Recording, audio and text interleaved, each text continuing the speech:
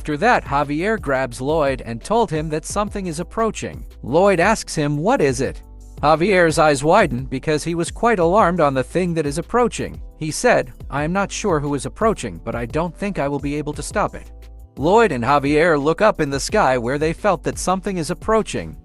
Then suddenly, the cloud was cleared as someone large thing that is flying are on his way towards them. Javier covers Lloyd to protect him. But the one that actually arrives and in front of them was not a mere person or a bird but a freaking dragon. Lloyd starts sweating and his eyes widen. In his mind, a dragon covered in ice. Tyrannus, that is the one who made the winter hemorrhoids. Even in this crazy situation, the Winter Heart still complained about asking Lloyd to just call him Winter, but instead. Tyrannus looks at Lloyd. He said, are you the one who ate the Winter Heart? The person who abused the power and froze the time of this world? I need it back. Lloyd this time looks like an innocent baby looking at the great elder dragon Tyrannus. He said, huh? That wasn't me. Javier was shocked to see the impromptu acting of Lloyd. This guy acted like he didn't know anything in just a split second. Tyrannus was silent looking at Lloyd.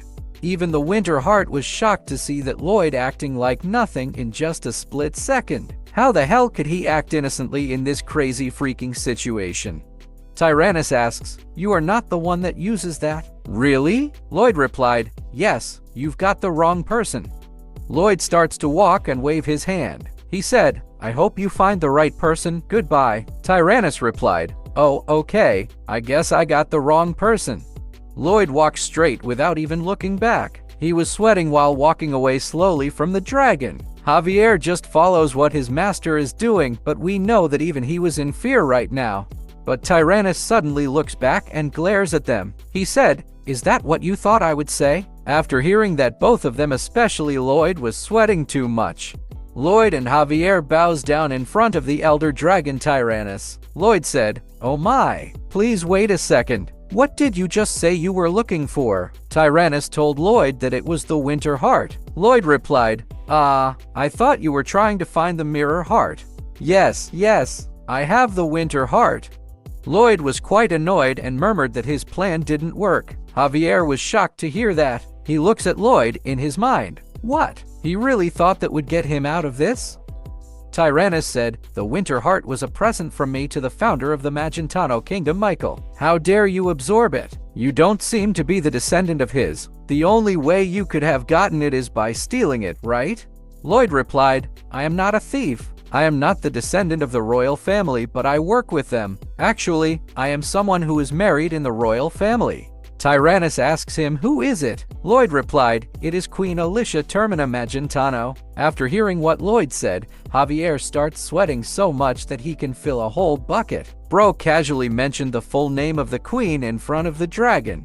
Tyrannus said, so I can go ask her about that right now? Lloyd replied, please do. Javier could only close his eyes because of how crazy this conversation between his crazy master and an elder dragon. After hearing the response of Lloyd, within a split second, Tyrannus fly away to go to the Magentano Kingdom. As soon as Tyrannus left, Lloyd and Javier slowly stood up. Javier looked at Lloyd and he was so pale and was sweating so much. A face of someone who was packed up. Lloyd said, damn it, what do I do? This is so freaking insane. What do I do? Bro got married and have a wife before even his first confession and before he could have his first girlfriend. I think the elder dragon could believe if Lloyd refers to Javier as the queen's husband, but with the legendary face of Lloyd, the elder dragon needs really to confirm if it is really true.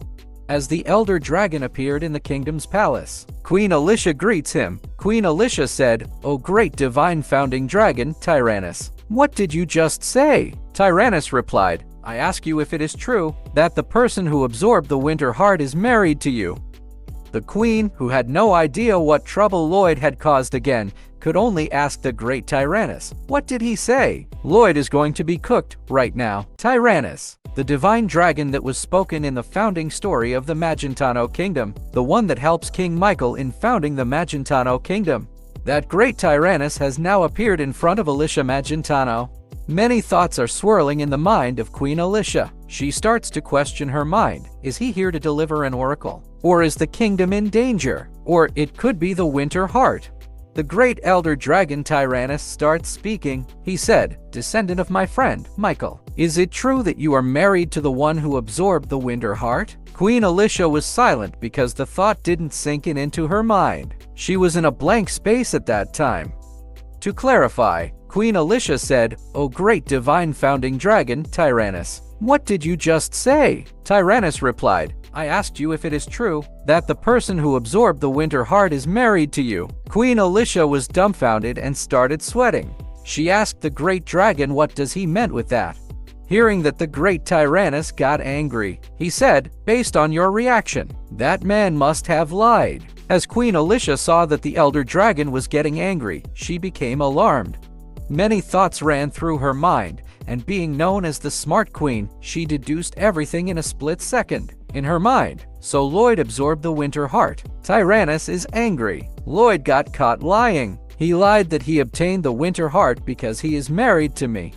After deducing everything, Queen Alicia made a great stand, and that is to tell the elder dragon that she is married to the man with the most handsome, legendary face, that calling him ugly is an understatement. Queen Alicia said, "No, Lloyd is not lying. We married secretly, so I was surprised that you knew about it."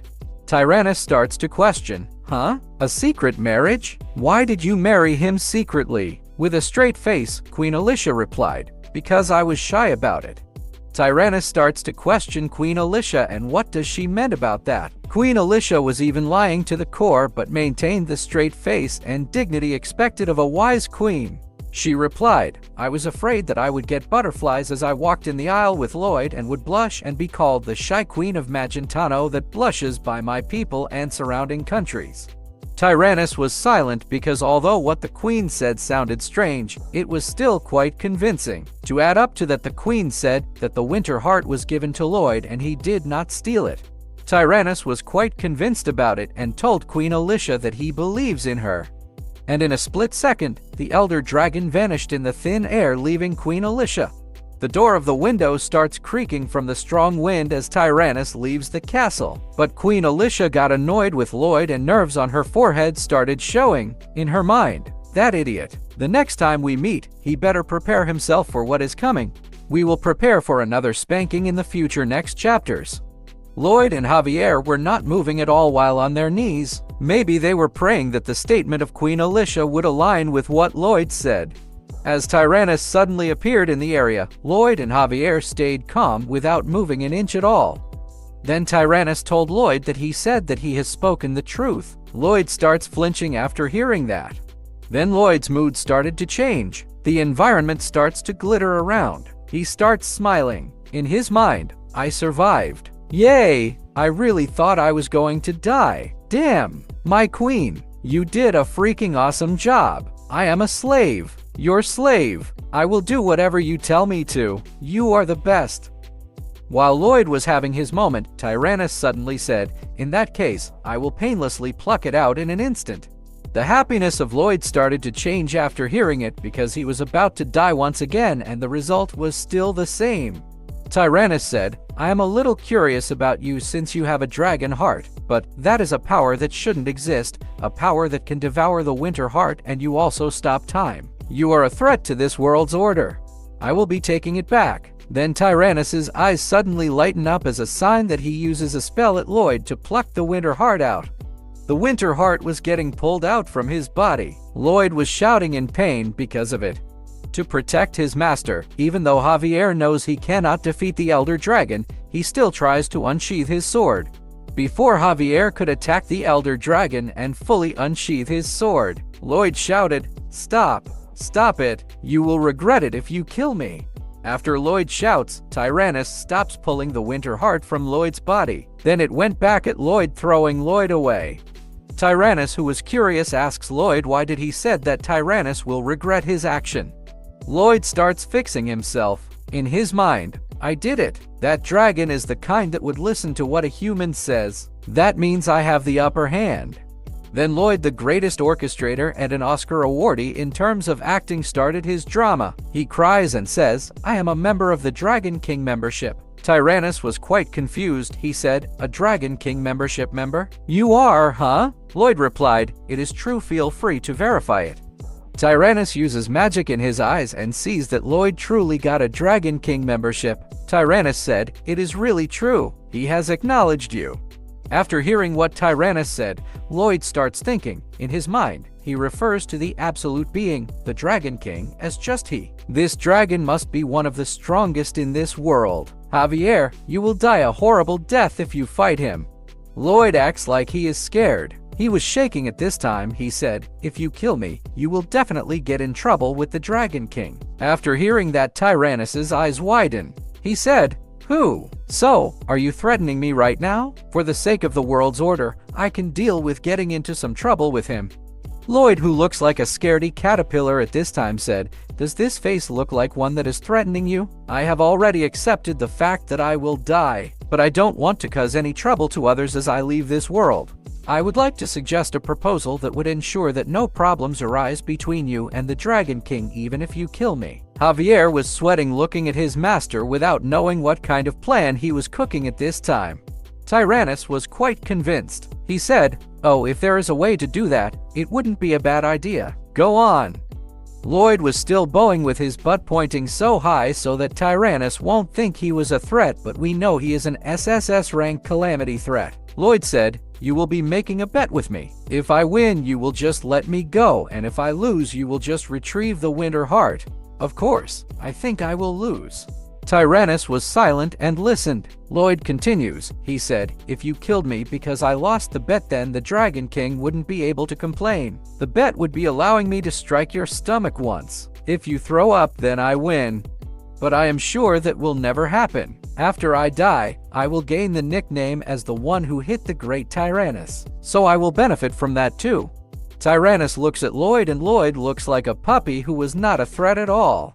Tyrannus looks like a pushover this time and agrees to it. Tyrannus said, "Okay, since I would be killing you even though you are innocent, I would prefer your suggestion." Then Lloyd starts begging. He said, "Thank you for listening to the words of a lowly human who was about to die. If it is all right with you, could you fulfill one more wish of this dying man?" Tyrannus replied, "You sure ask a lot. What is it?" Lloyd said, "I have always liked water since I was young. It is my dream to have a sea burial. I would like my last attack and my death to be done near the waters." Tyrannus, who was quite annoyed at this time, told Lloyd that he could do whatever he wanted and they needed to do everything quickly. Lloyd told Tyrannus that there was a small river over there and they needed to go there. Tyrannus follows. Javier looks at his master. He whispers, asking Lloyd, "What on earth is with that bet? It doesn't look like you have a chance of winning." Lloyd was silent and didn't reply, and he still continues to cry. Javier started sweating, worrying at his master's state. In his mind, "I think I have to stop the dragon somehow and make it so that Lloyd could get away." Now, all three of them arrived in the water. The feet of the elder dragon Tyrannus were already submerged in the water. Tyrannus said, "All right, I am ready." Lloyd stops and told Tyrannus that it is okay now. Now, the person who was once looks like a scaredy caterpillar who could not kill an ant now shows his true color. Lloyd smiled like a demon with his crazy SSS rank level threat face. He told Tyrannus that he will now be going to attack him. Seeing the face of Lloyd, who looks like a devil, made Tyrannus flinch and he starts sweating and shaking. Lloyd becomes a Superman rushing toward the elder dragon to punch his stomach. Bro was about to become Saitama of One Punch Man, and as he punches the elder dragon Tyrannus, it doesn't cause any damage at all, since he was just a normal person, but his special skill, which is the stomach shot, starts to activate. After that, Tyrannus got silent for a second because there was no special effect from that punch at all. Tyrannus said, "Interesting human, you did great. You will be remembered for a long time as the human who punched the great Tyrannus." Without letting Tyrannus say his full statement, he starts puking. It was the skill that Lloyd got in the Merman Kingdom. The window notification pops up and said, "You can strike the stomach of any living organism underwater and cause them to vomit up everything they have in their stomach with one hit." Lloyd was showering from the vomit of the great elder dragon, but this guy still smiled after winning the bet. This bastard never even loses in any bet. Lloyd smiled and said, "Oh, I won, huh?" The elder ice dragon was sleeping this time. Tyrannus was spending his lonely time as usual. But suddenly he felt that everything froze and the time stopped all of a sudden. Of course, Tyrannus was also affected by it and couldn't move. He starts wondering what happened. In his mind, that feels like the power of the Winter Heart, right? Who on earth is able to use that authority while amplifying its power that much? He looked to the side as he felt that the power was coming from that direction. And as he looks deeper, he saw the Winter Heart inside the body of a human, which is actually Lloyd. In his mind, the Winter Heart is inside a human body? Who exactly is that for them to be able to devour the Winter Heart and stop time? I don't know what the person might do. This is dangerous. After the time unfroze, Tyrannus was able to move. Then Tyrannus flew towards Lloyd after the time unfroze. And right now, he starts to question why he is puking because he was struck by him in the stomach. I don't know what the hell happened, but the face of Lloyd turns into steel or something. Lloyd acts confused when he really knows what his ability. This bastard said, well, what is happening here? Why did I win? Oh, that is so strange. But Tyrannus was still affected by that attack and still coughing and sweating. Tyrannus transforms into his human form, but still the vomit is still gushing from her mouth. Tyrannus asks, "Human, what just happened?" Lloyd was still feigning ignorance about what happened. He said, "Wait, seriously, how did this happen? This must be a miracle. What on earth is going on?" To be sure, Lloyd asks, "I won the bet, right? Can I live on now?" Tyrannus could only take a deep sigh. Tyrannus wipes his mouth and he said, "Yes, a dragon always keeps their promises. That can't be helped." With this, the worries of Lloyd start to lessen down. He took a deep sigh. In his mind, "I survived. I got really scared back there. My skills really work like they said they would. No matter how much water the target is in, as long as they are in it, this skill, it will work on them." Tyrannus said, "But this promise is only for this time. If you try to mess up the order of this world once again, then I will step up." Without letting Tyrannus finish what he was about to say, Lloyd assures him and he says, "Please don't worry. I am not someone who is brave enough for that." Although Tyrannus was quite annoyed, a promise is still a promise. He said, "Not only you are shameless and shrewd, you also possess strange strength that goes against the laws of nature. I really wonder if I am doing the right thing by letting you go." Tyrannus added, "If you were truly someone evil, then my son wouldn't have let you in as a member. Well, even if I just leave you be." But Lloyd, who was shocked, stops Tyrannus from saying anything after hearing that the Dragon King was his son. He asks, "Just a second, are you perhaps Dragon King Verkis's father?" Tyrannus told Lloyd that the Dragon King was his son. After hearing that, Lloyd's expression started to change. He looks at Tyrannus with pity, like looking at some poor beggar in the street. Lloyd starts mumbling while walking towards Tyrannus. Tyrannus, on the other hand, was quite confused at what Lloyd was about to do approaching him. Lloyd grabs the hand of Tyrannus and he starts crying. He said, "Verkis's father, you must have had such a tough time." At this time, Tyrannus looks disgusted at Lloyd. He said, "What are you doing? Let go off my hand. That is so creepy." Lloyd didn't mind him and said, "Gosh, you must have suffered so much."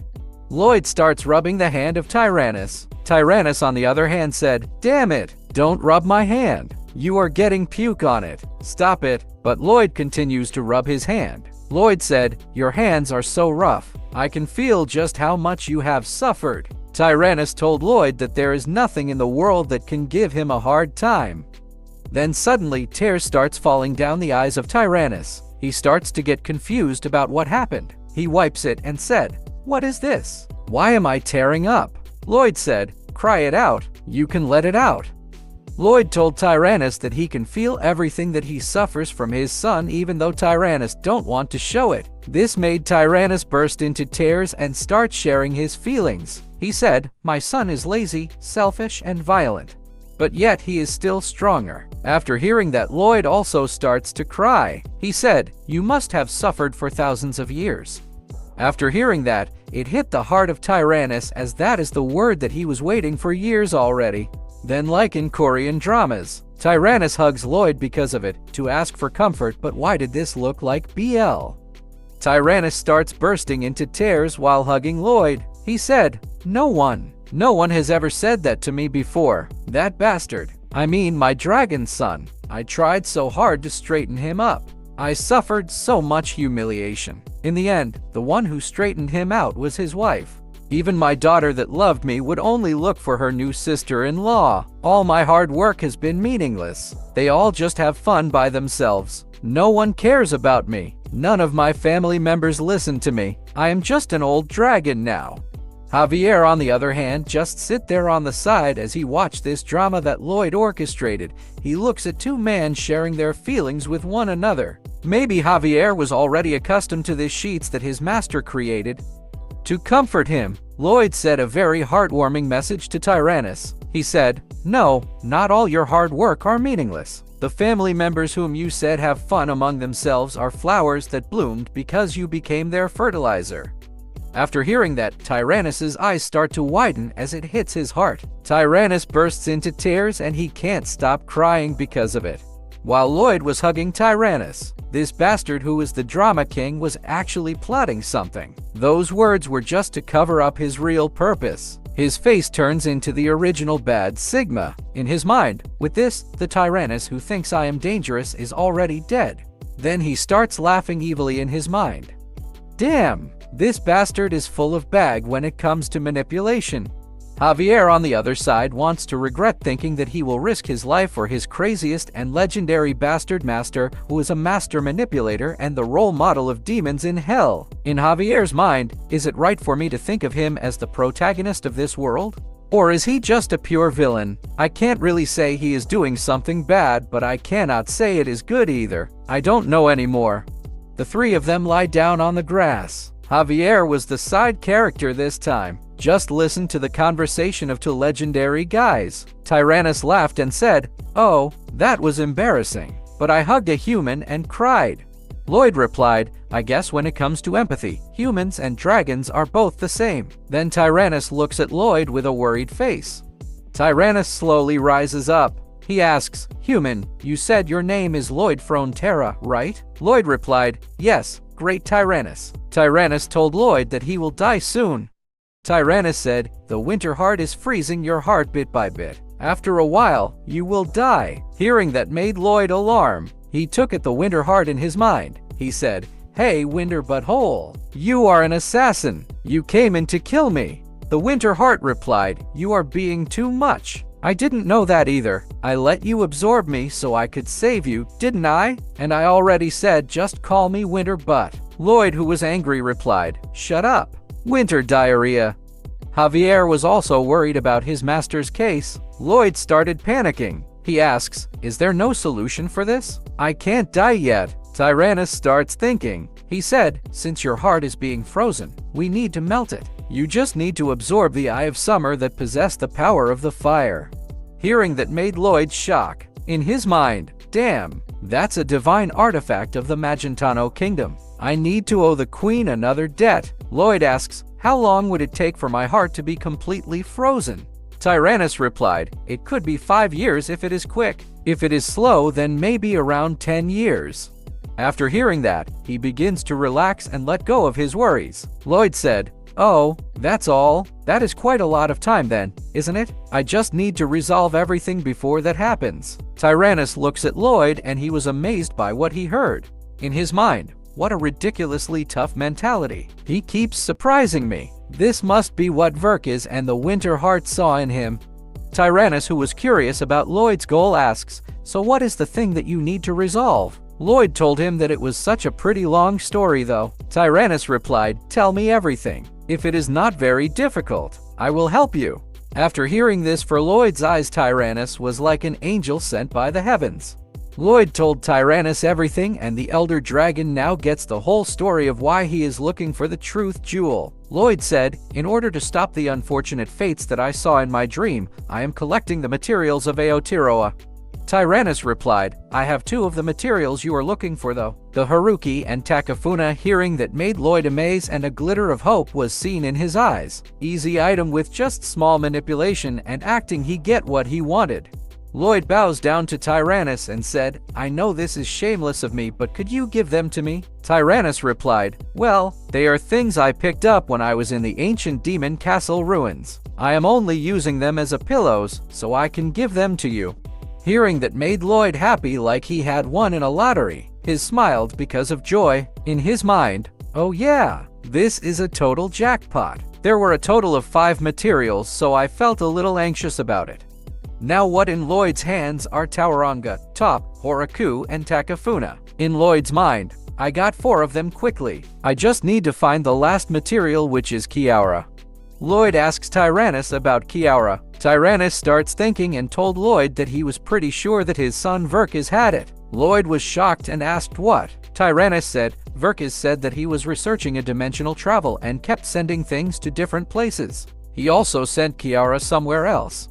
Hearing that made Lloyd annoyed. In his mind, damn it, that lazy dragon bastard. Why did he send it to different dimension? Tyrannus starts thinking on what Verkis told him about the location of Kiaura. He said, where did he say he sent it? Oh, I remember. It was in Seoul. Hearing the word Seoul made Lloyd change his expression. Now it is time for this evil bastard to spread his evil doings in his hometown. A new demon lord will appear in the city of Seoul named Kim Suho or Lloyd Frontera. Let's start our story with a setting at a mountain peak that rises above the southern plains. On that mountain, Lloyd has finally obtained Top. Now that he has obtained Top, one of the legendary materials of the Truth Jewel, he receives a bonus RP worth 2,200. With one spell cast by the Great Elder Dragon Tyrannus, that material was instantly teleported to the Merman Kingdom, straight into the lair where the other 2 materials were. Tyrannus, Lloyd, and Javier were instantly teleported to that area. With that, Lloyd obtained Hauraki and Takapuna. Having obtained Hauraki, one of the legendary core materials, Lloyd receives 2,400 RP and another bonus of 2,600 RP for obtaining Takapuna. Lloyd now has a total of 8,955 RP. Tyrannus asks Lloyd if he probably needs to send this to the Merman Kingdom like he did with Top. Lloyd tells him that it's fine now. He bows down and tells Tyrannus that he already owes a great debt to him for all the help he has provided so far. Tyrannus replies that it wasn't that difficult for him. Lloyd looks at him seriously and tells him that he can't inconvenience Tyrannus any further, and he hopes that Tyrannus will just observe from now on. Tyrannus looks worried and asks Lloyd if he will be fine because he will need Verkis' help if he wants to get Kiaura, and it won't be easy to get the Dragon King to move. Lloyd starts to get serious and assures Tyrannus that he is an expert. This crazy guy, with his level 999 face that looks like it could take the position of the Demon King, tells Tyrannus that he's the best when it comes to problems like that. Tyrannus starts to get scared and shakes at the sight of that ugly face, agreeing with what Lloyd said. But Tyrannus still believes in him, seeing how Lloyd was able to get him to move too. He believes that Lloyd might really be able to do it. He can only think that Lloyd is such a fearsome human. Then Lloyd calls his loyal dog, which is actually a Calamity-class bone dragon named Yang Yang.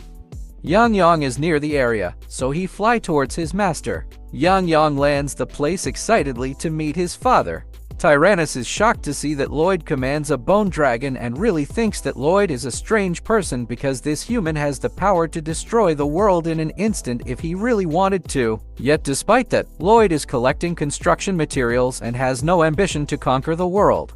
Before Lloyd completely leaves the area, he is called by the Great Elder Dragon, who warns him that he must not underestimate the restoration phenomenon of faith because not even his son Verkis can do anything about that great power. Then Tyrannus smiles and tells Lloyd that he believes Lloyd will be able to complete the duties that fall upon him. Lloyd can only smile at the trust of the Great Dragon. These 2 crazy guys are now riding the bone dragon towards the estate.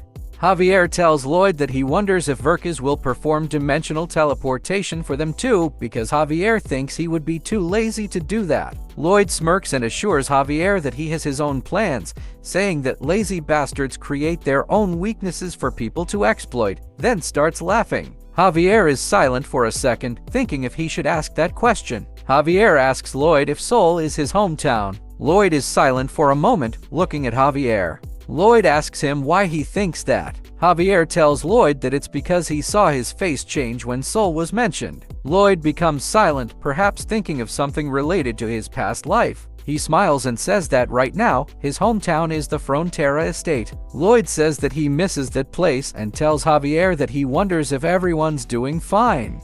Then Yang Yang starts to fly faster toward the estate. In the dark night at Frontera County, a random guy appears a few kilometers away from the place. Actually, there are a lot of them, looking like soldiers in their ragtag armor and wielding long battle axes. They start scouting and peeking at the estate. Then a man who seems to be their leader appears, his eyes looking like those of a villain. He tells his men that this is the village known to possess many treasures and riches. His loyal knight tells the leader that here, he is just a normal man named Edis, the former third prince of Arios in the far southern principality, who failed in his rebellion and has now become the leader of the bandits. His knight tells him that if he takes over this village, he will be able to build the new country he has always dreamed of. The blood of this crazy prince starts to pump, and he smiles like a villain. He told his comrades that they needed to go and raze the village to the ground, and then cut off the head of the local lord. He ordered his first squad to burn down all the houses. The bandits started going wild, carrying torches and swords while shouting. But what they encountered were large, muscular orcs flashing rock and roll signs. The bandits wanted to take a piss as they ran for their lives, cursing because they couldn't believe there were many orcs, not just one. They shouted retreat out of fear. As soon as the soldiers reported back, Edis, their leader, couldn't believe there were orcs. He started to question why there would be orcs in a countryside village. One of the soldiers from the squad, who was his loyal knight, was still panting, saying that he had no idea. He saw those orcs walking around and chatting like it was something normal. Edis said it didn't matter anymore and then ordered the second squad to go through the northern forest and invade the local lord's mansion. But what greeted the second squad was another race, elves who were grilling pork belly while watching them. The soldiers were speechless. Why would elves be in that place, cooking no less? Moira, the leader of the elves, looked at one of the soldiers and asked him why he stepped on that flower, since elves are nature-loving creatures. The next thing that happened was a large volley of arrows being shot at them. One of the soldiers appeared, still in shock, with many arrows sticking out of his body. They were just lucky that these were not deadly arrows, or else they would have become porcupines. When the soldier reported what happened, Edis couldn't believe it and asked why on earth elves were grilling meat in the village's forest. The soldier, who was not in his right mind, said that he didn't know, but the meat looked delicious. This made Edis, the former third prince and now the leader of the bandits, angry. He told his men that they couldn't go back after coming this far. He shouted, telling everyone that they would start charging in. All the soldiers decided to launch a frontal assault on the estate. Greg, who was drawing something, told the orc who was courting his sister that he must speak formally or just keep quiet. The orc replied that speaking human formal speech was too tough, but Greg said he didn't see any issues when this orc was talking to Emily. Greg asked what it was about. The orc said it was about a bandit invasion, but Greg wasn't alarmed by it. He said it was an awesome opportunity because it was time to test what he was drawing. It was actually a freaking missile in a medieval era. It flew at a fast rate, but the missile only passed by Edis and his crew, who had no idea what it was. The next thing that happened was when the missile hit the ground, creating a massive explosion. Seeing that bomb explode, the bandits were terrified and started shouting while running. On the other hand, Greg was annoyed because the missile missed the target. Wells said it was better than the previous one, though, and told Greg that he would keep helping him create them. The bandits were completely beaten, and many of the soldiers were lying on the ground. But Edis shouted that he, the Prince of the Abyss, would not retreat, even in the face of this estate where demons lived. His knight said that he would aid this idiotic prince until the end. Then Wells started calling Solitas a clumsy dragon and told him to send those bandits back home. Greg was shocked because he had no idea that Solitas was a dragon. Solistas asks Wells why he should do that. Wells told him that they need to do it so they can start their lesson quickly. With that, Solistas decided to transform into his dragon form and released his fire breath, causing Edis and his loyal knights to run for their lives while crying. In the end, the villagers saw Edis walking with a stick like a poor beggar, his body smoking from the dragon's fire. He was shaking and shivering while panting. He declared that he, the Prince of the Abyss, would grow his forces one day and destroy everything in this land of demons. But while he was mumbling, a large shadow of a creature appeared above the sky. It was Yang Yang, one of the threats he might face if he continued his revenge. This poor guy, who was mumbling about revenge a while ago, turned into a scared puppy. The villagers were shocked, asking why such a thing had come to their village, writing that large bone dragon capable of destroying a whole country in a day was the Dark Knight or witch who we might call Batman with a dark ominous aura. This guy thinks he is Batman, but he is not Batman at all. He is a scary guy with a level 99 legendary and mythical ranked ugly face named Lloyd Frontera. He had actually heard everything Edie's was mumbling about. Lloyd asked him what he just said and if he had a death wish saying that, but the villagers were already used to Lloyd's S-rank ugly face. On the other hand, the Prince of the Abyss, who saw that face for the first time, received an instant killing blow just by looking at it. Edie's lost consciousness instantly. In the future, bandits would call Frontera County the territory of the demon god. Lloyd jumped down, excited to go to the estate. He said it was time to open the door to Seoul, but the lazy Dragon King was still sleeping, unaware of what would happen to him if this demon appeared. It was a very warm morning as the sun rose in Frontera County. Many of the undead under Lloyd Frontera's control started walking down the hallway, carrying different kinds of musical instruments as if they were about to have a concert. They struck a pose as they prepared to start their musical concert. One undead began plucking the strings of his instrument, thinking he was Miguel from a movie entitled Coco. Another undead started plucking the harp, while another began clanging the cymbals, creating a loud noise meant to wake up the lazy Dragon King. But it had no effect since the Dragon King was sleeping so soundly, with saliva dripping from his mouth. Another undead started screeching the violin, creating an unpleasant noise. The maid assigned to care for the Dragon King could only cover her ears because of the loud noises. The Dragon King started to get annoyed, saying it was too noisy, and then his aura began burning. The next thing that happened was he looked at the undead with eyes that were about to release a laser light. The next thing that happened was that those undead turned into double-dead creatures because the laser hit them perfectly, and they were all disintegrated. Then, a man suddenly walked inside the door, and that's when the bones of one of the fallen undead fell at his feet. But this guy also started his tempo as he was about to start his concert, singing just one note. Javier prepared to cover his ears by putting mana in them. With a beautiful face and lips, the greatest singer of all time, named Lloyd Frontera, with a voice that could declare war, made the demons excited, saying he was the greatest singer in hell. One note destroyed everything, a simple singing that scared the maid in the estate for her life. Even Javier, who was covering his ears, couldn't completely protect himself from the heavenly voice of Lloyd Frontera as it penetrated deeply into his head.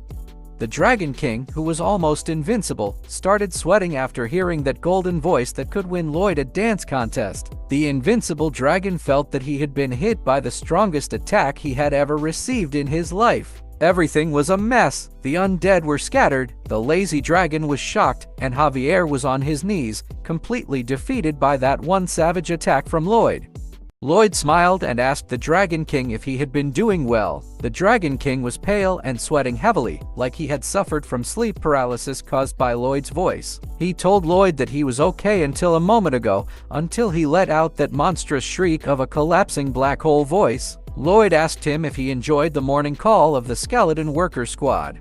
The Dragon King replied that they were indeed pretty noisy, trying to wake him up every morning. But the Dragon King told Lloyd to wait because a thought had just crossed his mind. He realized that he had forgotten to contact his wife and went back to sleep.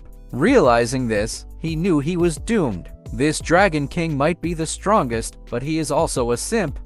This made the Dragon King angry, and he looked at Lloyd, about to release a laser beam from his eyes. He told Lloyd that he hadn't contacted her because he left without doing a good job and hadn't contacted her for a month. He told Lloyd that he was going to kill him. Lloyd's face turned into an ugly mantis as he cooked up another statement to back up his villainous plot.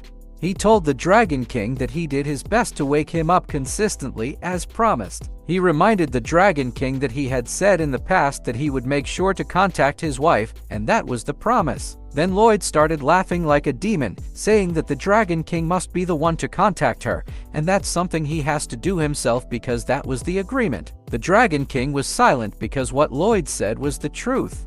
The lazy Dragon King started to get stressed, asking what he should do now because this really looked bad. He started to question why he was so lazy. Then Lloyd suggested something that could help him escape the nagging of his wife. The Dragon King was excited, asking Lloyd if he had a way to resolve this.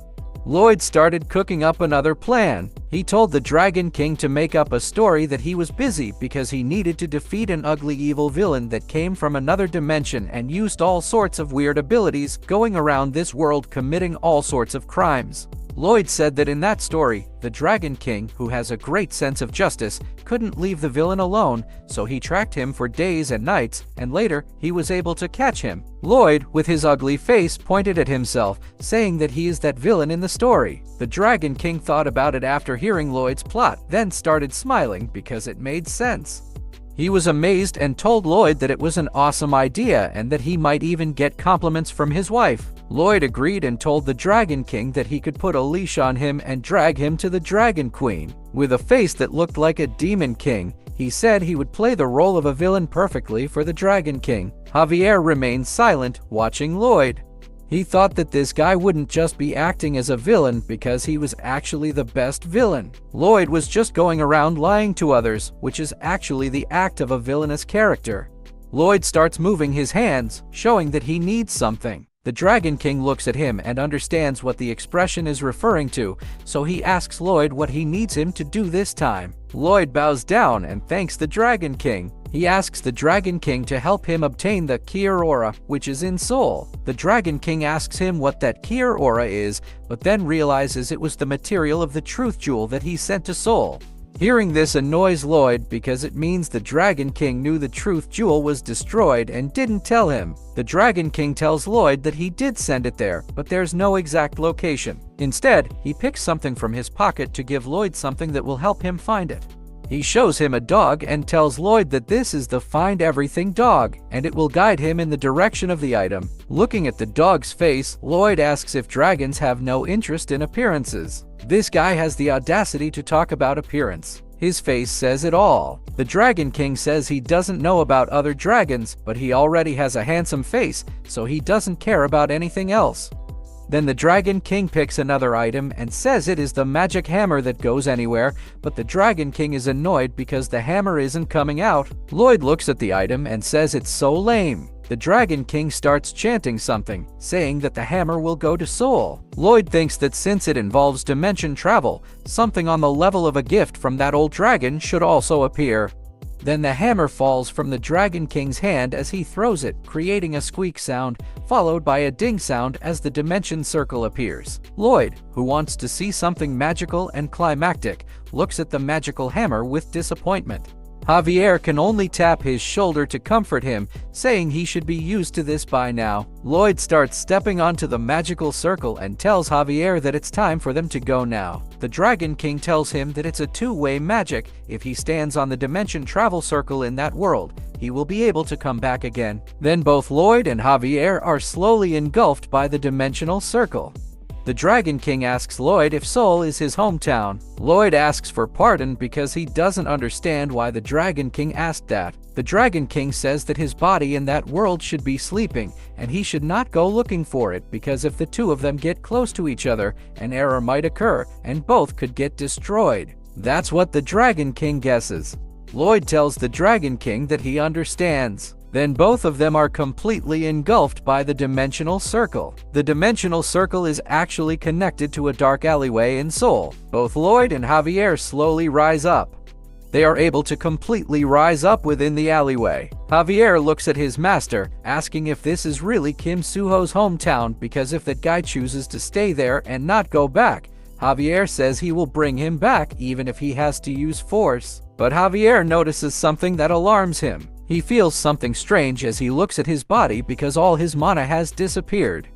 He starts to question if he cannot use it in this world. Then Javier notices that the dog, which is the guide the Dragon King gave them, starts barking. Lloyd tells Javier that they need to go now and thinks that's the way the dog is referring to. Javier can only agree with what his master says. While following Lloyd, Javier thinks that it's not a good situation because if something dangerous occurs, he has no mana to use.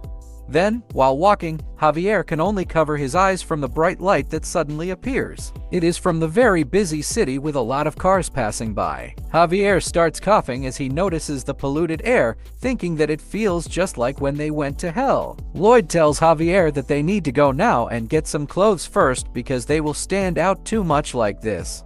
Javier tells Lloyd that he wants to let him know that his mana has completely disappeared, and if anything dangerous happens, he can't protect him. Lloyd replies that he doesn't need to worry because nothing like that will happen there. Javier's attention is caught as he notices something strange about his young master. Actually, Lloyd is sweating and breathing heavily. Maybe he is scared or thinking about something related to his hometown. Lloyd's weakness must be Seoul. The greatest manipulator of all time also has his own weak points. The truth jewel, or Aotearoa's last key material, is Kier Aura. This mysterious substance is said to change its appearance to match its surroundings. Somewhere here in Seoul, Kier Aura has changed its form. While Javier was guarding the area, Lloyd Frontera, also known as Kim Suho, was rummaging through a garbage bin. He found some clothes that made him happy to have something wearable, but the downside was that they stank. However, for him, that would do. Javier began to look at his master, questioning whether Lloyd was okay, as he hadn't looked well earlier. But Lloyd felt something strange in his heart. His loyal knight Javier, who was concerned for him, noticed that Lloyd acting strange, like he was sick or something. Then, some police officers suddenly arrived and called out to Lloyd, alarming both of them. The policemen started shouting, accusing Lloyd of theft and demanding that he put down the clothes he had taken. Lloyd began to get angry, biting the dirty clothes and cursing Javier, telling him that he had instructed him to be on guard. Javier apologized for his negligence. The policeman then asked who they were, questioning if they were foreigners or cosplayers. He told Lloyd and Javier that they needed to go to the station and talk there. Lloyd smiled and, using his very sweet tongue, told the officer that it was just a misunderstanding. He said that they were merely employees of a collection company. The policeman asked why employees would be dressed in cosplay while searching through the garbage, even offering to call the company to check their identity. Lloyd smiled again, plotting an evil scheme for the officer. He said that the officer was working so hard under the heat and that he wanted to give him something. Lloyd then pulled out a lot of gold chunks hidden in his pocket, shocking the officer. With a face that resembled a dog, Lloyd told the officer that what he was giving him wasn't much, but it could buy him some ice cream, and if there was anything left, perhaps even a car. Lloyd then laughed evilly. The officer, still looking at the shining gold, seemed to be an upright man who fought for justice. He picked up his handcuffs, telling Lloyd that he was an ugly cosplayer and was under arrest for bribery. Lloyd started sweating, realizing that the officer hadn't been manipulated by his scheme. He threw the chunks of gold into the air. The officer, shocked, looked at the gold and began cursing. Lloyd, seemingly possessed by the spirit of the fastest runner, Usain Bolt, turned into a flash, carrying the bag of dirty clothes. He told Javier to run while the officer chased after the scattered gold. This ugly bastard was rich enough to throw gold like that. As they ran, Lloyd cursed again, annoyed that even in Seoul, he was still called ugly. Javier questioned him, asking if that was really a problem. Ugliness, after all, ran in his blood, but his IQ was still at level 99, so it shouldn't matter at all.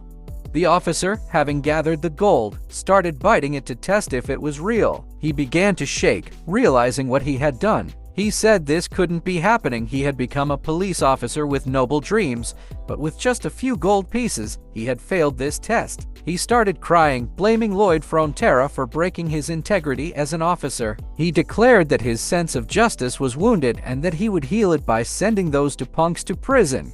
The officer told them to prepare themselves, calling Lloyd an ugly cosplayer and Javier a simply handsome foreigner. He then called his fellow officers to catch the two men on the run, describing Lloyd as the ugly cosplayer on the loose.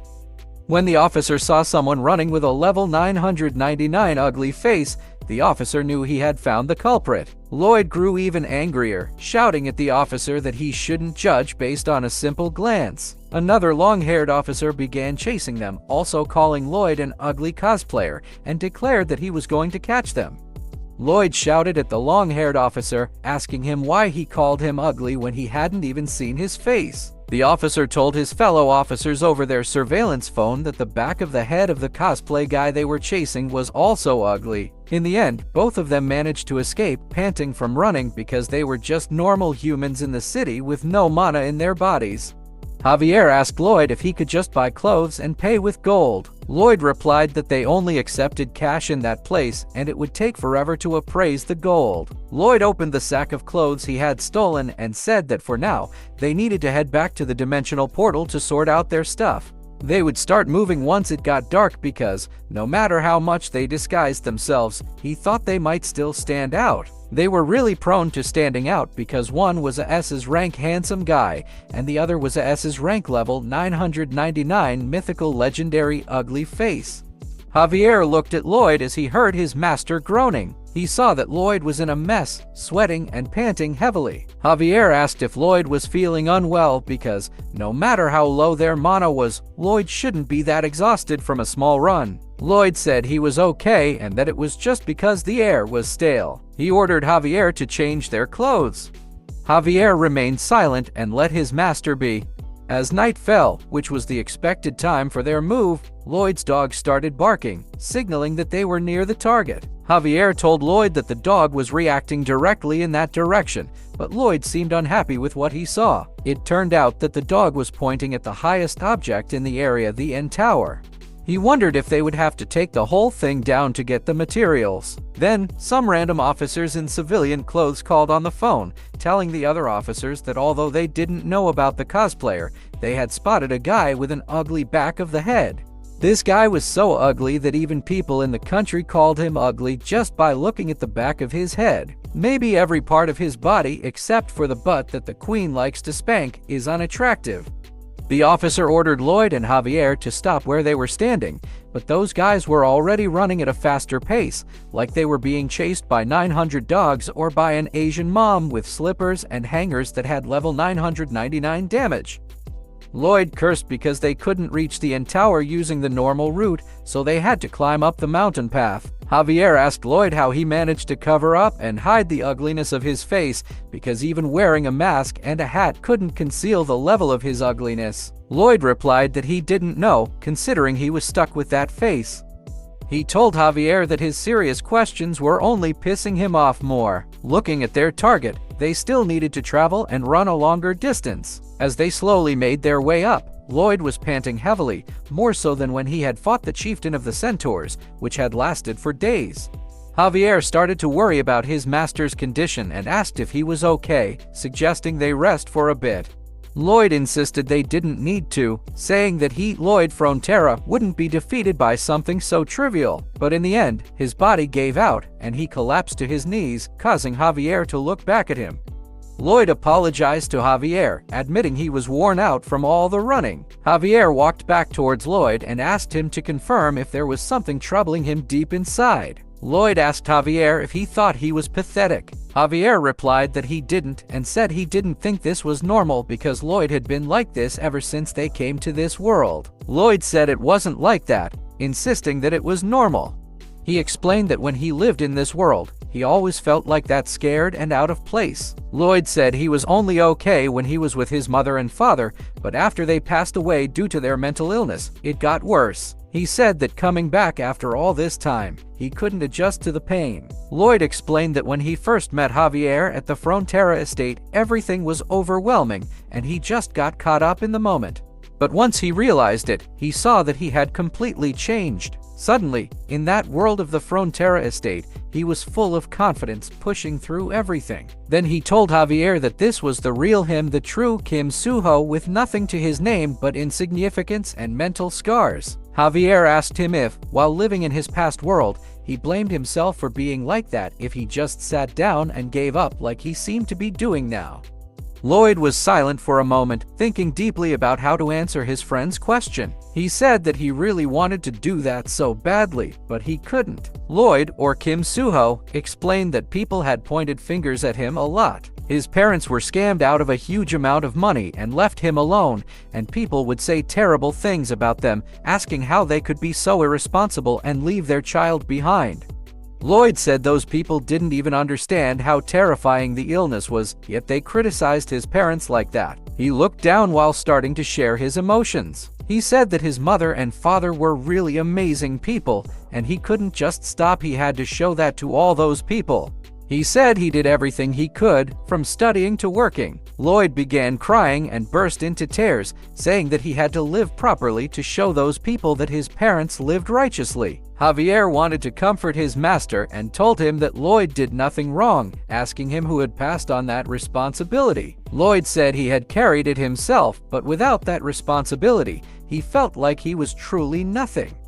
Javier was silent now, understanding the life of Kim Suho. Javier stood up and said that he guessed he was just worried for nothing. As he started walking again, Javier told his master that whether he was in Seoul or on the continent of Laurasia, from his perspective, he was the same person. He looked back at Lloyd and said that whether he made a fuss with an ugly and frightening face or shed tears with a scared expression, in the end, Lloyd was just someone who fulfilled his responsibilities. Lloyd was silent as tears continued to fall from his face, and then he started wiping them away. He called out to Javier, smiled, and returned to his original self. He told Javier that he would lead the way. Javier just smiled, perhaps happy that his master was back to his original self. This is a wholesome scene from a peak comedy manhwa. Now with the greatest backstory from the greatest MC, Lloyd Frontera. Lloyd and Javier arrive at Namsan Tower, and the tracking dog provided by the King of Dragons starts barking faster. Lloyd places the dog near the fence where the love locks are hung. He asks the dog if that is the key or aura. Then Lloyd tries to make the dog smell one of the locks on the fence, but there is no reaction, and Lloyd realizes that this lock is not the one he's looking for. However, when he puts the dog near the fence again, the dog's reaction starts to change, barking even faster. Lloyd starts cursing, saying that now he is completely sure the hidden material, key or aura, is in the fence. He sighs deeply and tells Javier that the fence itself is the key or aura. Lloyd thinks it was probably dropped in this area during construction and ended up beside the fence, eventually transforming into it. He silently curses the sleepy-headed Dragon King, thinking that the king should have sent it to a better location. Javier asks Lloyd what all the things hanging on the fence are. Lloyd replies that they are called love locks and explains that Namsan Tower is a famous tourist spot. Couples come here, place a lock on the fence, and promise eternal love to each other. Javier comments that they're in a tricky situation since it would be hard to take the fence with so many people around. He asks Lloyd if they should hide somewhere until midnight. Lloyd says he doesn't know what to do.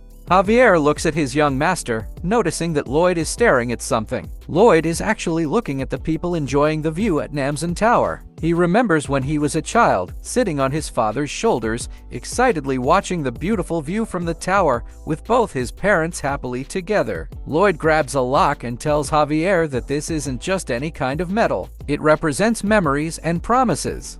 The lock might symbolize that when someone truly misses another person, they might meet again at the tower. Javier remains silent, listening to his master. They wait until the sky turns dark, as it is already night, but there are still many people enjoying the view.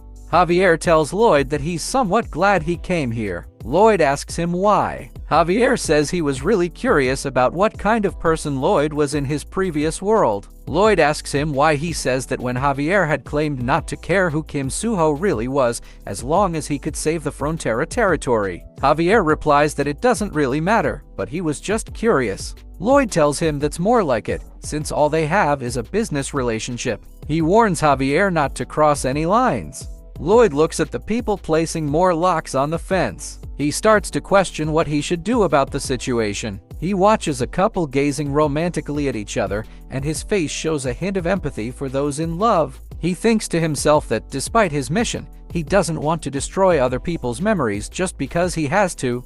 That warm moment of placing the lock, the feeling of waiting to treasure each other for eternity. Lloyd, who has a crazy, legendary, and mythical rank of beauty and face, is cursed by being single for eternity. He has lived to lifetimes, and yet his fate remains the same, forever alone. His expression changes, and as he watches the couples in love, he thinks about how these locks represent memories people want to hold on to. Yet, he's jealous, for he's never experienced the simple touch of a girl's hand. His envy grows until the veins in his head begin to bulge, driven by frustration. What a cruel life for our main character. Lloyd calls Javier, who looks at him and responds. Lloyd, who is idolized by demons in hell, begins to reveal his true colors. He pulls off his mask and tells Javier that from now on, he's quitting being human. Javier sweats heavily and asks why Lloyd is suddenly so angry. He has no idea what triggered this outburst. But Javier can only smile, as he had expected this reaction from Lloyd all along. With a face that could scare even the most terrifying demons, a bone dragon,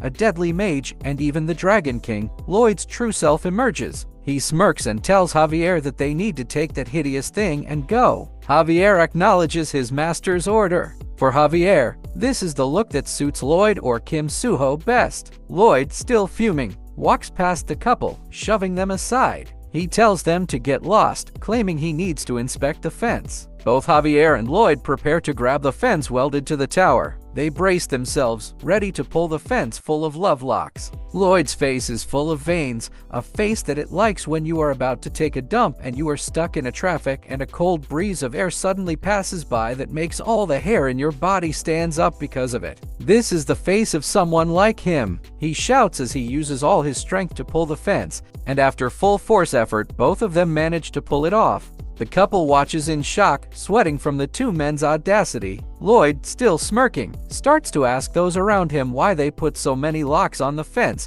complaining that it made it difficult for them to conduct an inspection. This bitter, perpetually single man tells the crowd that once these couples break up, they'll probably rush back here to remove the locks. He claims he's just doing them a favor by removing the locks in advance, making their lives easier. Just then, someone calls out to Lloyd, stopping him in his tracks. This made Lloyd stop to look at them, and he is somewhat shaken from what he saw.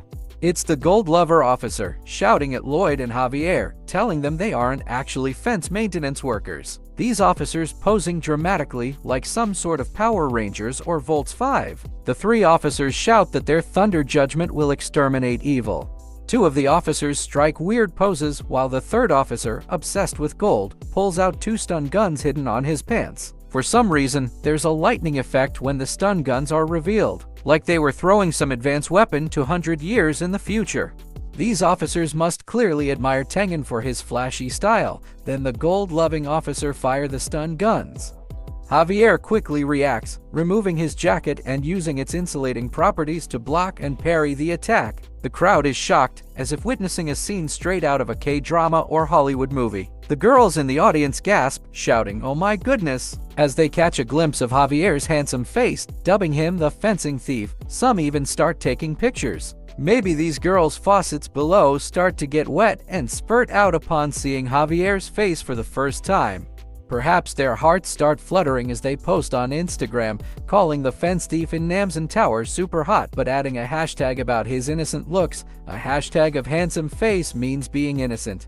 But why does a handsome face mean innocence? If that were true, then Lloyd, with his legendary looks, must be the biggest sinner in the world. Lloyd and Javier run, carrying the fence that now feels even heavier due to the many locks on it. Both are panting, as they have no mana left in their bodies. The flashy officers chase them, looking like members of the Avengers. They told Lloyd and Javier to give up because all of Korea was chasing them on social media. Javier asked Lloyd if he should get rid of them. Lloyd, who had decided to quit being human, was still human after all, as he told Javier to let the officers be. He smiled like a demon while running, saying that since they were trained in labor and swordsmanship, they were faster than the officers. Then both of these crazy guys started to speed up. They used a speed launch. The gold-loving officer could only feel annoyed because the two crazy guys they were chasing were too fast. One of the police officers told the gold-loving officer that he thought both Lloyd and Javier must know the area very well. The gold-loving officer told his fellow officer not to worry because if they searched for a handsome fence thief on the internet, they would be able to find them in no time. And the police officer was right. One netizen posted a picture of both of them with a caption that read, "Javier might be crazy, but he's still super hot." If this combination of super handsome Javier and super ugly Lloyd goes together, they will really stand out. They are like hot and cold water. The officer, who saw the post on his phone, said the fencing thieves were near a gate in the area and told his fellow officer they needed to go there. The long-haired guy said those thieves were just in the area. The gold-loving officer assured them that they had almost caught up to those crazy thieves, and there weren't many places to hide around there. Both Lloyd and Javier started taking off the clothes they had stolen. Javier called his master Lloyd. Then Lloyd, confused, asked him what it was. Javier asked him if he didn't feel sad about leaving his hometown just like that. Javier told his master that he could buy him some time from the officers so he could stay in Seoul a little longer. Lloyd just smiled and told Javier that he didn't plan to stay longer since he had already met his family. He looked up at the sky and told Javier that he did have someone else he would like to meet in Seoul, but he planned to meet that person only when that person wanted to meet him as well. That person was actually his best friend, his rich friend, who was now working in construction, working hard and covered in sweat. When the head ordered him to head over, he replied that he would do so if someone needed his help. The supervisor was confused because although Kim Suho's best friend was a diligent worker, the supervisor didn't know why he always made faces like that. He was always smirking. Going back, one man who was perhaps jealous of Javier started telling the police that the thieves were getting naked and putting on a show, but his girlfriend stopped him, saying the handsome guy was innocent. The gold-loving officer thanked the guy for telling them about it. But of course, since these officers wanted to be flashy and flamboyant in every way, they started forming a formation before showing up completely, telling Lloyd and Javier to give up. However, the gold-loving officer stopped and started sweating, alarmed by what he saw. Lloyd and Javier had already left, and the clothes were on the side, leaving only a note. There are two types of people in this world, one who folds their clothes, and the other who leaves them as they are, like a 5-year-old child. Which do you think is from Javier, and which is from Lloyd? The portal was still large, but it slowly shrank until nothing could be seen. The only thing left were the gold chunks with a note saying, "Thanks for your hard work." The officer could only start to question where on earth those two thieves came from and who the hell they were. Both Lloyd and Javier were able to make it back to the estate. They were both panting heavily from continuously running throughout the night, escaping the officers and Javier's paparazzi. But Lloyd was silent this time, and only his deep breathing could be heard. Javier glanced at his master, but Lloyd started shaking and making a groaning sound like he was in pain. Javier looked worried about his master, which was evident in his eyes. But this bastard wasn't groaning in pain from leaving his birthplace. He was actually making that sound because he was holding in his laughter. He burst out laughing and shouted that it was finally over, as they had gathered all the materials. Hearing that made Javier shocked.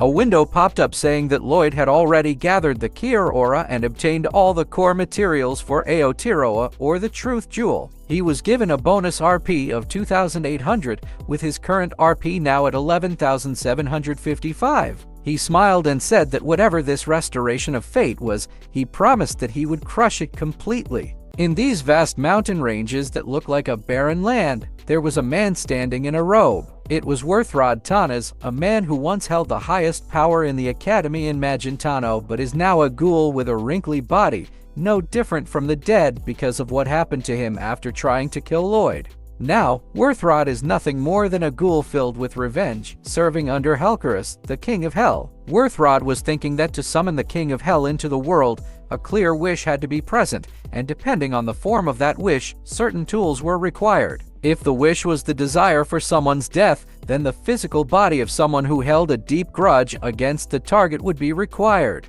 So, Worthrod started looking for something in a certain place. Based on what the King of Hell had told him, the place he was in was a dungeon. Worthrod was silent and stopped walking when he saw a corpse that had already turned into nothing but bones. Helcaros had told Worthrod that the corpse with the grudge could be found there. That person was also a villain in Lloyd's story. This person met a tragic end at the hands of Lloyd Frontera. He had researched ancient black magic to revive his family. He once begged Lloyd for mercy after being caught, but when Lloyd turned his back, he tried to attack him with black magic. Before he could do so, Javier managed to cut off his head. Worthrod picked up the skull of the corpse and aligned it with his own head. This corpse was named Rupellin. Worthrod began talking to the dead skull, bad-mouthing Lloyd, saying that he was the bastard who put them both in this state. Worthrod asked Rupellin's skull if he knew how Lloyd was living his life now. Worthrod said that Lloyd was respected, trusted, and followed by countless people. He said that such privileges should only be enjoyed by competent people like them, and that Lloyd had taken everything away from them. He raised the skull and glared at it, saying that Lloyd was lucky to have a strong knight by his side. He also added that Lloyd's luck brought him the trust of the Queen. He asked the skull if life was unfair to them because now both of them were in such a pathetic state. Worthrod smiled like a demon incarnate and said they should drag Lloyd down with them. A large amount of magic particles began to condense in the area. Worthrod said that Rupellin and he should bear the grudges of the entire world and make Lloyd die a tragic death. Then Worthrod laughed creepily as all the magic was absorbed by the skull. Worthrod looked at the skull, thinking that the time was now ready.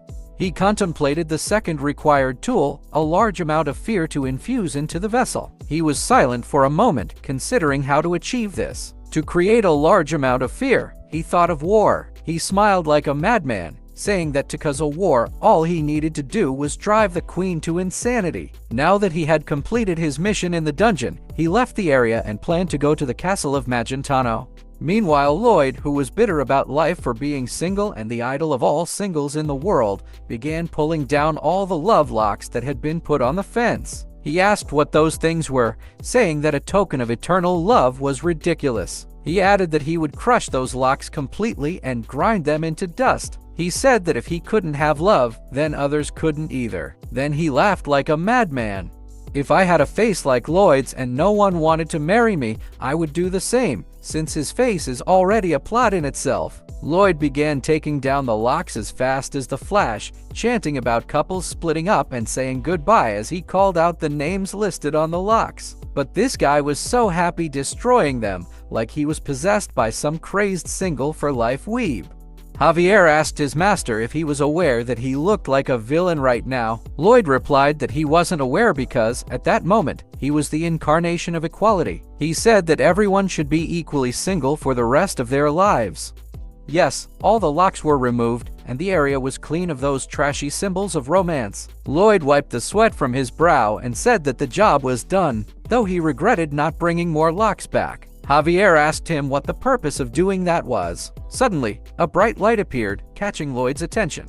The light grew brighter, and Lloyd was amazed, thinking this was the flashy thing he had wanted to see but that the winter butt hadn't shown. Meanwhile, Javier remained calm. The fence slowly transformed into a cube that bounced on the floor. It was just a small cube. Lloyd grabbed it, saying it must be the Kier Aura. After obtaining it, the system congratulated him for collecting all the materials for the Aotearoa, but Lloyd's face showed no happiness, just a blank expression devoid of emotion.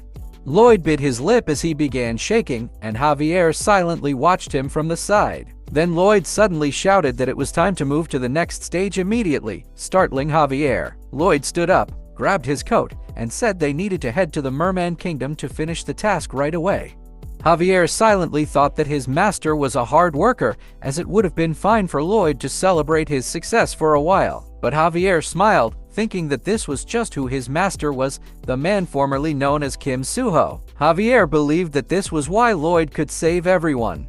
In the Merman Kingdom, the Kraken was already guarding the whole kingdom. As they swam down, Lloyd called out to Javier, mentioning how much had happened so far. He said they had built a railroad in hell, given stone ice storage to the orcs, Kanats to the desert, a bathhouse for the Merman Kingdom, and a racetrack for the grass plains. His face smirked as he asked why he was always building good things for other people. Javier asked if Lloyd was acting this way because of the Aotearoa. Javier was sure Lloyd wanted to build this somewhere else, but he had already promised the Merman Kingdom, so there wasn't much he could do about it. Javier asked if there was another way. Lloyd said Javier was wrong because there was something he could do. Lloyd smiled like a demon with his meme-worthy face and said there was a way to steal the Aotearoa and build it in their own territory. Javier looked at him with disgust. Lloyd asked why Javier was glaring at him like that. Lloyd told Javier that he's always giving Lloyd the face that says, "You are the most evil bastard in the world." Lloyd asks him if he's done anything mean to anyone so far, but as a reader, we all know what Lloyd has done so far. Javier didn't say anything and just looked at him the same. Lloyd had no choice but to give up and tell Javier the truth. He said that yes, he did it at least twice, but no, maybe 3 times, and he was still talking, saying it reached 4 times, but we all know that the legendary things he had done can't be counted. And now, they were able to reach the castle of the Merman King, Ariel. King Ariel greeted Lloyd and said that right now, his ugly but brave friend was in her audience, and she was happy that Lloyd really obtained all the materials for the Truth Jewel. King Ariel smiled and told Lloyd that the Merman Kingdom would provide anything that Lloyd needed for the construction of the Truth Jewel. She also added that Lloyd may freely use any of the kingdom's facilities and proceed with the construction. Lloyd bowed down and thanked the king of the Merman Kingdom. By the way, although Ariel was female, she was still referred to as the king in the manhwa. To continue, Lloyd said that he would put his all into its construction and bring back the glory the Merman Kingdom had enjoyed in the mythical age. Then Lloyd's tears started falling on the floor of the castle. This caught the attention of King Ariel, so she called Lloyd and asked him why he was crying with such a sad face. Lloyd started wiping the tears from his eyes. He apologized for the disgraceful sight and told the king that what he felt was nothing. King Ariel told him that it was not nothing. She told Lloyd that he is their hero and their friend, and they would help Lloyd with whatever it is. She asked Lloyd to tell her his problem.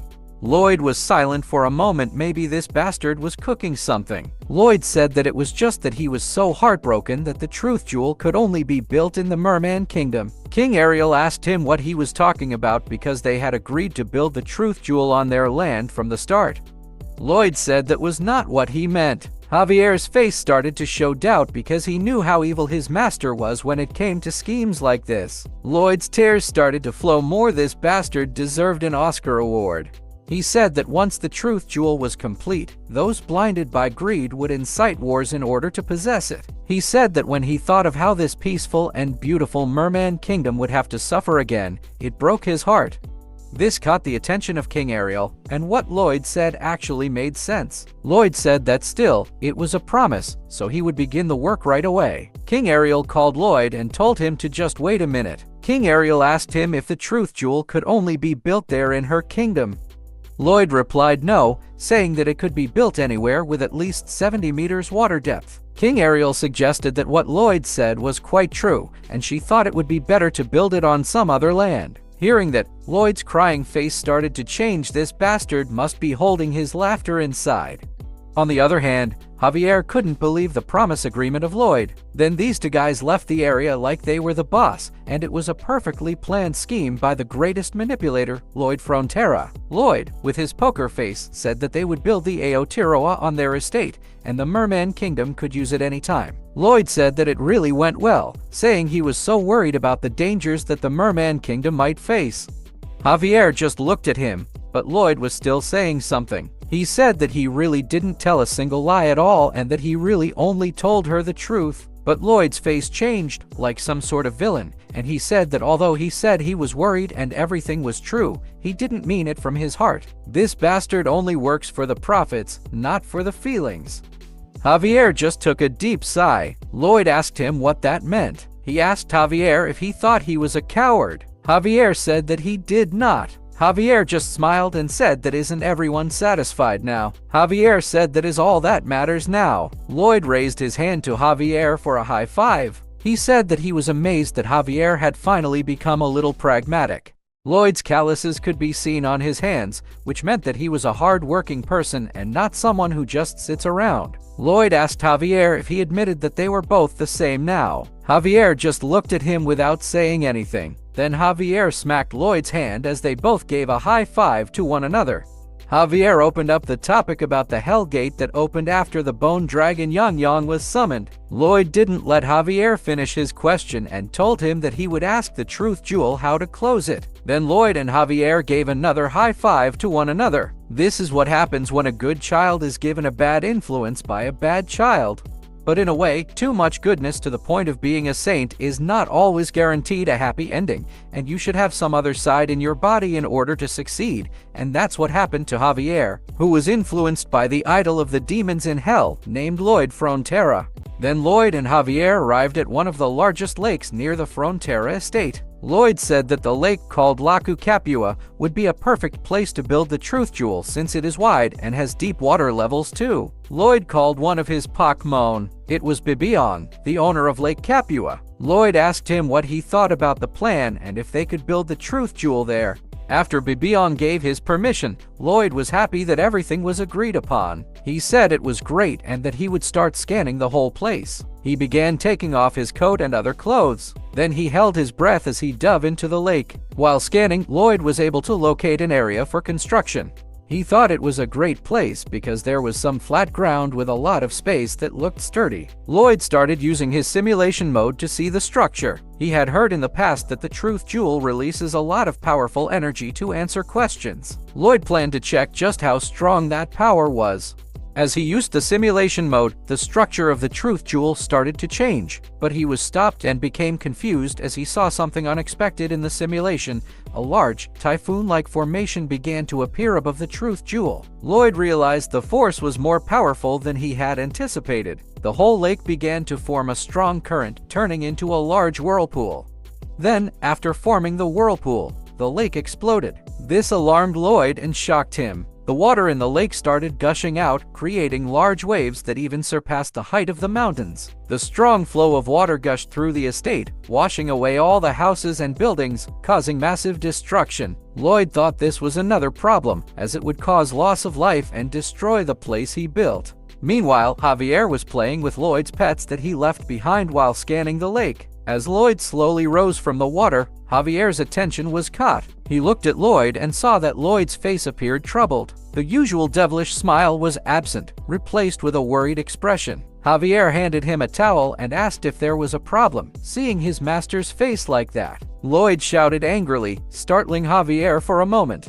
Lloyd complained, asking when on earth he would finally get to retire and enjoy his life, all while wiping water off his body from diving. Annoyed, Lloyd told Javier he could go on vacation soon because he had a lot of things to think over. Lloyd put on his coat and started moving forward. Seeing his workaholic master, Javier could only sigh, not understanding what the problem was. Javier thought to himself that he couldn't help with anything other than fighting.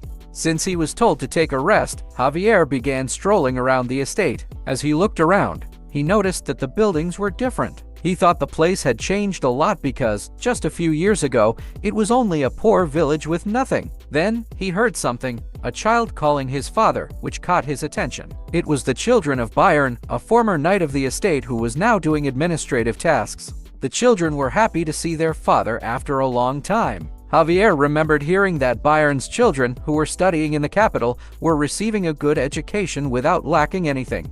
Then, Javier looked behind him and saw an orc and elf together. They were playing the harp happily. Javier thought that although orcs and elves had opposing personalities, they got along well in Frontera. On the other hand, another orc was talking to a human, catching Javier's attention. The orc was Kuga, and he was apologizing to the girl he loved, Miss Emily, because the slow girl had changed because of him. Miss Emily, flexing her muscles and smiling, said there was no need for an apology because she really enjoyed her training dates with Kuga. She added that with stronger wrists, she could flip a large blanket with one move. Kuga was touched by what Emily said. Emily then started running, pulling some weights, asking Kuga to try and catch her. Kuga, carrying larger weights, happily chased Emily, saying she was cheating.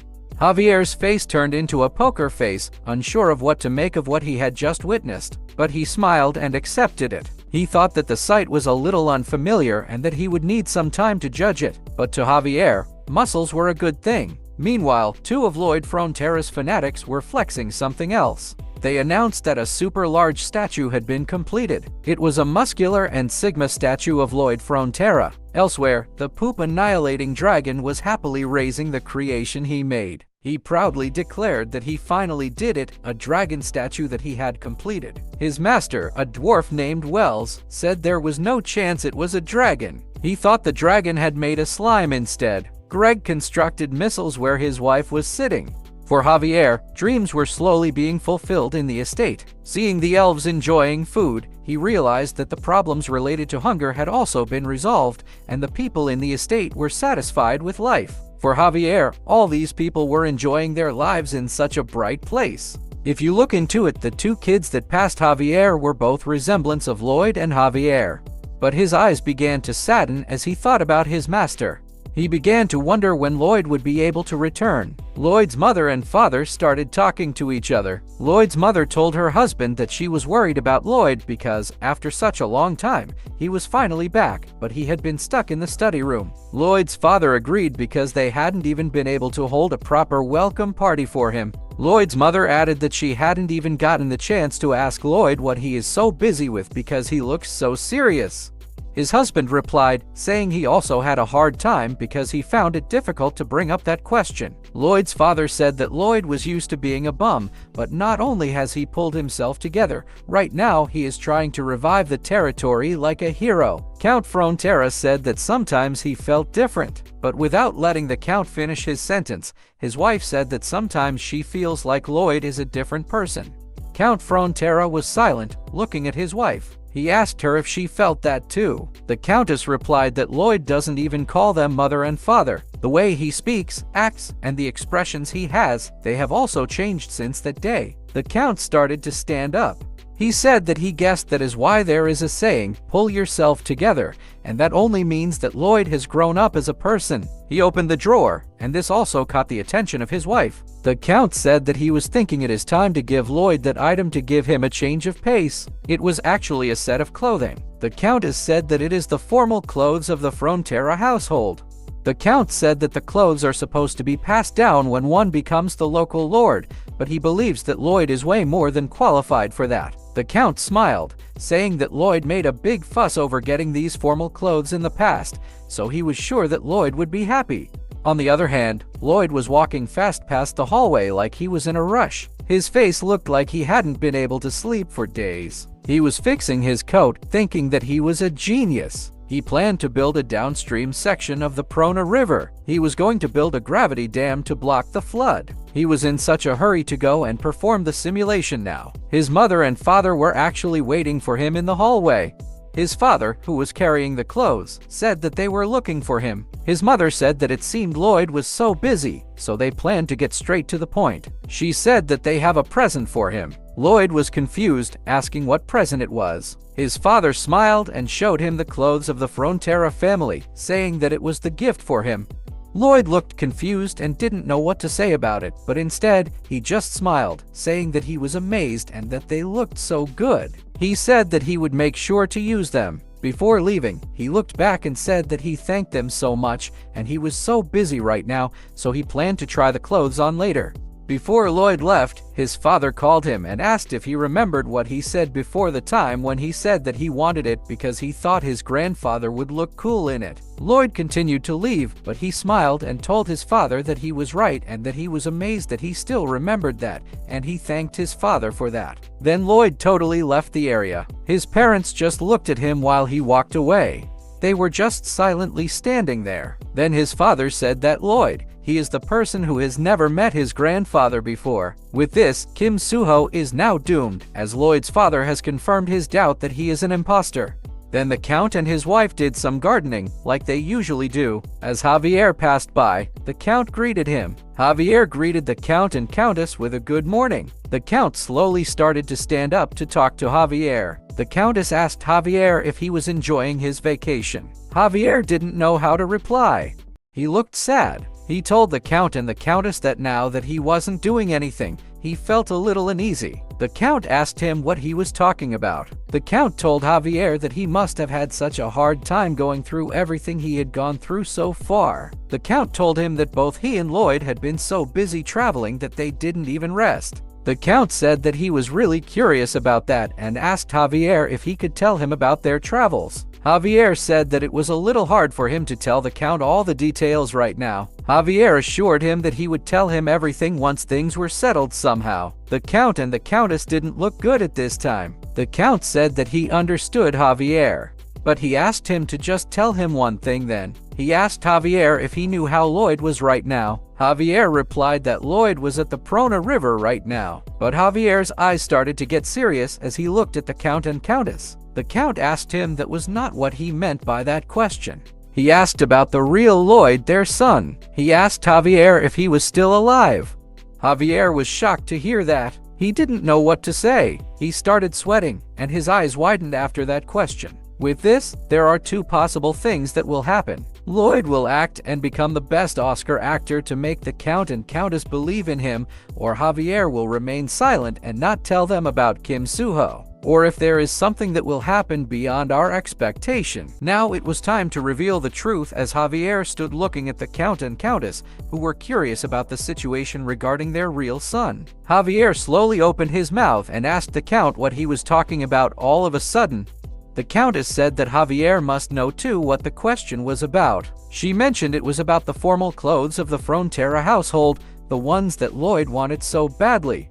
She noted that Lloyd seemed to have completely forgotten about them. The Count added that Lloyd had once said he had seen his grandfather wear them. Suddenly, the Count continued. Lloyd remembered this and reacted evasively. The Count explained that both he and his wife, Marbella, had always felt something was off ever since Lloyd started working hard. The Count told Javier that Lloyd's way of speaking, his reactions, they didn't feel like those of their own son. Javier started sweating, unsure of how to respond while listening to the Count. Lloyd's father remarked that Javier had been with him from the very beginning until now, and even his swordsmanship had surpassed that of a swordmaster. The Count stated that he thought Javier would have noticed the difference between the current Lloyd and the one from the past. The Count acknowledged how hard the present Lloyd had worked for the sake of their country, so he said he didn't intend to forget their gratitude for that. The Count's face looked like that of someone who had lost a family member. He added that even though they were grateful, both he and his wife were inevitably worried about their real son. He asked Javier to please tell them the truth, whether their real son Lloyd was still alive. Javier didn't know what to say as he started thinking about how to respond to these worried parents. He knew that the real Lloyd he once served was already dead, having witnessed what happened in hell. Javier had been told by Kim Suho that Lloyd had been reincarnated, but he had no idea in which era or in what form he would be reborn. To the Count and Countess, their son was essentially dead. Even though the real Lloyd was a total scumbag, Javier thought he was still their son. He knew that if they found out someone had driven their son's soul out and taken over his body, it would cause a disaster. That's why he was sweating and thinking hard about how to reply, because if they learned the truth, neither the Count and Countess nor Kim Suho would be able to maintain their sanity.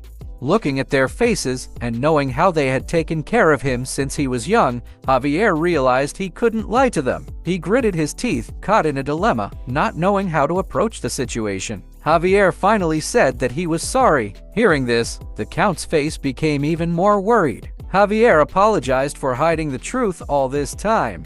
The Count and Countess looked even more concerned after hearing Javier's words, likely thinking their son was already dead. Javier slowly told them something he just wanted to say, but then Javier's expression changed. This was his metal face, a face he had developed by being with Kim Suho all this time. It was the face of a god of shamelessness, a face that could tell any story without guilt.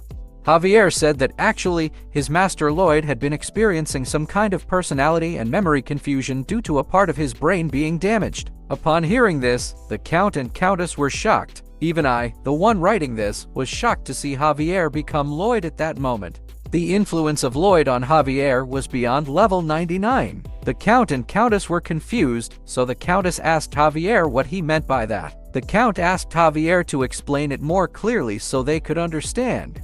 With his metal face of shamelessness fully activated, Javier continued. He told the Count that he must already know that he didn't like his master Lloyd, and the feeling was mutual, as Lloyd also didn't like him. Javier explained that after the Count took him in, Lloyd would always tease or bully him whenever he had the chance. Even the wooden sword that the Count had given him as a present was broken by Lloyd. Javier opened his hand. This guy even knew how to make gestures while telling a 100% made-up story on the spot. He had become the best storyteller, like his master Kim Suho. Javier asked the Count if he was following along up until that point. The Count said he understood and apologized for what his son had done to Javier. Javier told the Count that there was no need to apologize. Raising a finger, Javier continued, saying that one day something had happened. The Count had ordered him to look for his master Lloyd, who was nowhere to be seen even though it was late at night.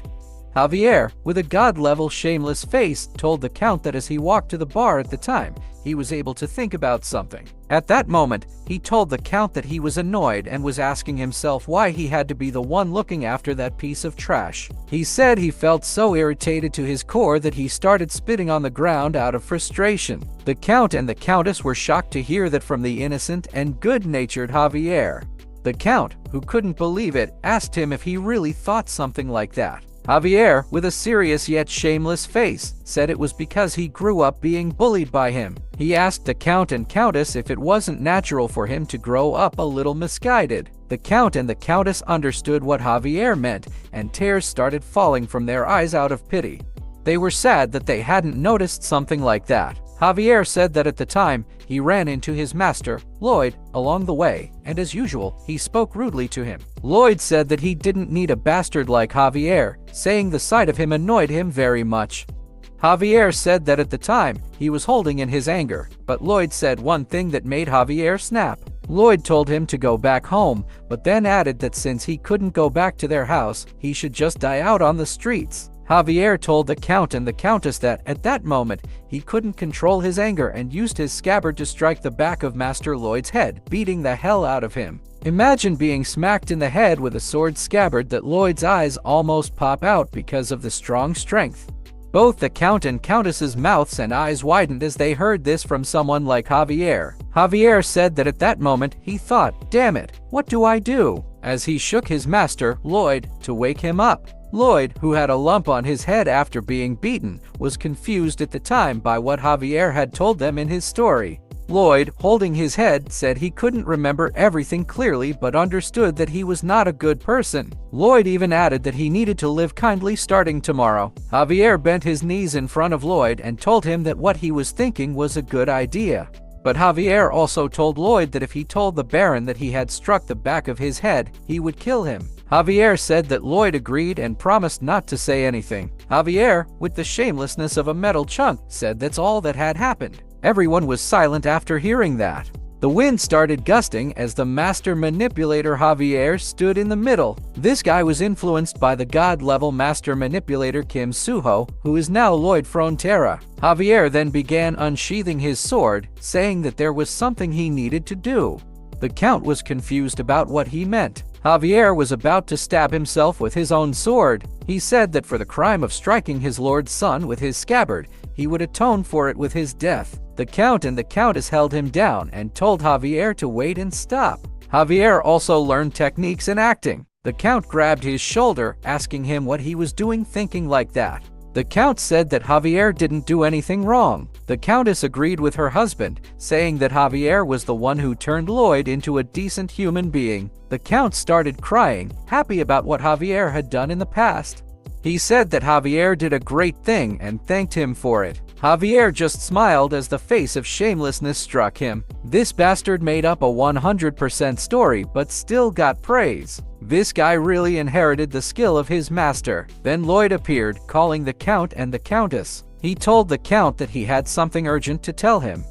The Count asked what it was. Lloyd replied that it would take a while, so they needed to go inside before he could continue. Then Lloyd passed by Javier. The duo, unexpected but amazing, was a perfect balance between the devilish, ugly bastard Lloyd and the angelically handsome Javier.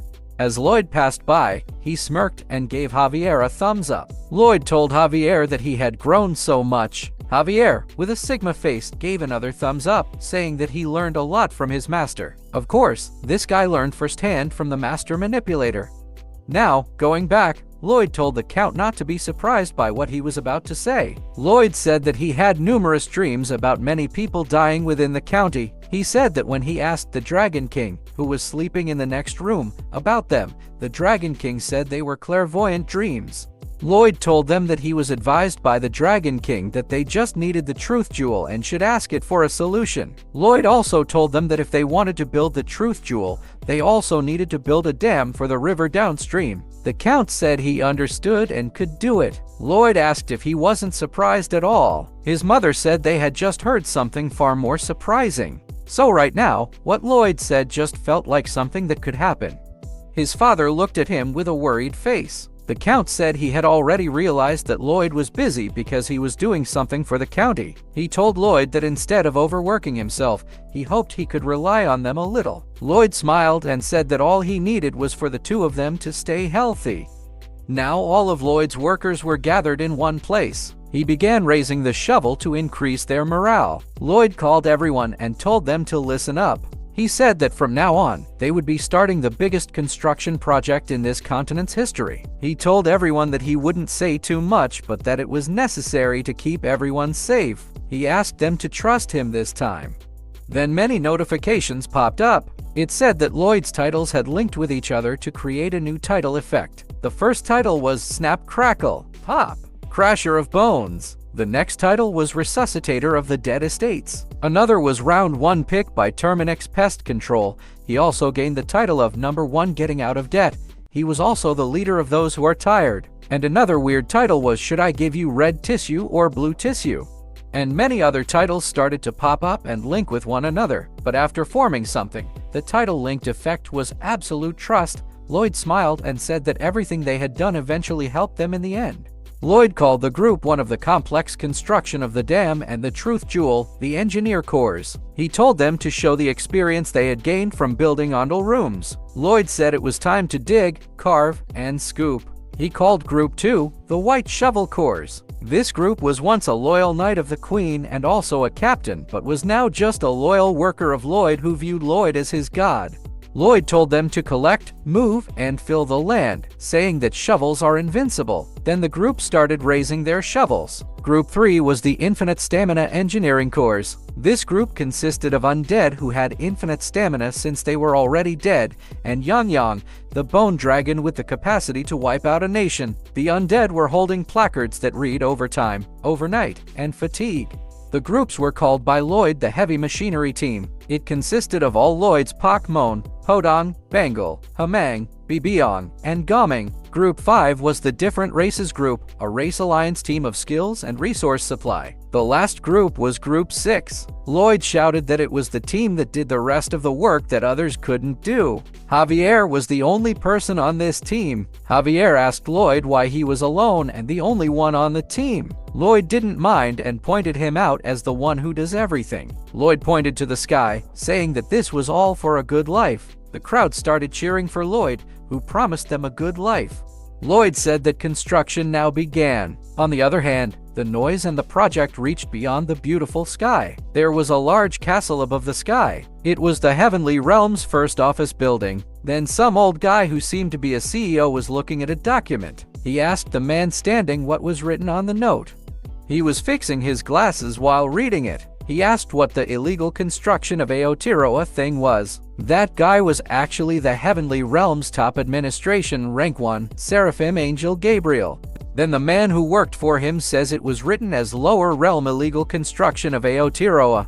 Gabriel was quite annoyed, saying that it was so bright in this place that it was hard to see what was written. Gabriel was quite alarmed. He asked if this was the truth jewel that was going to be built. He said that if someone built this, there would be another work break out and incite chaos. The man working under him said that the person building Aotearoa got the information from Verkis, the Dragon King. He said they also found out that Lloyd had been collecting the materials. Gabriel was annoyed, saying it was that cursed lizard again. He asked the man standing in front of him why that Dragon King did that. Gabriel said that although the person had already gathered the materials, the truth jewel wasn't something that could be easily constructed. The man standing in front of Gabriel said that was why they had been observing, but they had judged that the probability of that person building it wasn't 0. He told Gabriel that he needed his help to sign there.